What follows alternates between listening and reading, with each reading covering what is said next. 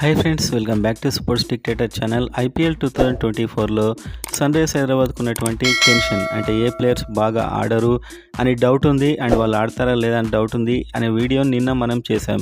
So ఈసారి మనకు sun Risers హైదరాబాద్లో యాక్చువల్గా ఏం మార్పు వచ్చింది, ఏ ప్లేయర్ సన్ రైజర్స్ హైదరాబాద్ని మార్చబోతున్నారు అనేది వీడియోలో చూద్దాం.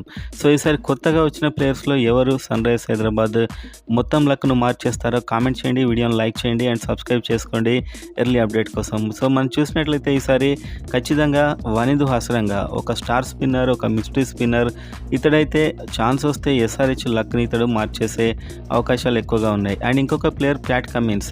సో ఇతడికి లీగ్లోనే అత్యంత ఎక్కువ ధర, ఇటు సెకండ్ హైయెస్ట్ పెట్టి తీసుకున్నారు. ఇతడు కూడా చెలరేగే అవకాశాలు ఉన్నాయి ఛాన్స్ వచ్చినప్పుడు అయితే. అండ్ ఇంకొక ప్లేయర్ జాతవేద్ సుబ్రహ్మణ్యం. సో జాతవేద్ సుబ్రహ్మణ్యం అయితే ఎవరికి తెలియనటువంటి యంగ్ స్పిన్నర్.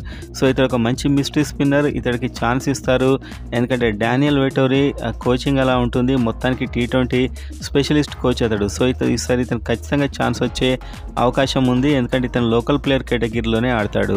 సో ఈ మిస్టరీ స్పిన్నర్కి ఛాన్స్ వస్తే మార్చేసే అవకాశం అయితే ఉంది. అండ్ ఇంకొక ప్లేయర్ ఓపెనింగ్ కేటగిరీలో ఓపెనర్స్గా ఎవరైతే సరిగా రాణించట్లేదు కాబట్టి ట్రావిస్ హెడ్ను కొన్నారు.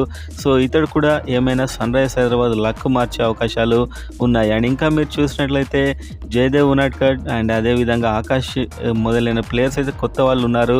సో వీళ్ళందరూ దాదాపు మ్యాచ్ విన్నర్స్ అండ్ లక్ మార్చే అవకాశాలు. షాబాజ్ అహ్మద్ ఒక స్పిన్నర్. సో వీళ్ళలో ఎవరైనా కూడా మ్యాచ్ టర్న్ చేసే అవకాశాలు అయితే ఉన్నాయి. సో మొత్తానికి ఎవరు ఎఫెక్టివ్గా ఇంకొక ప్లేయర్ సన్ రైజర్స్ హైదరాబాద్ 2023లో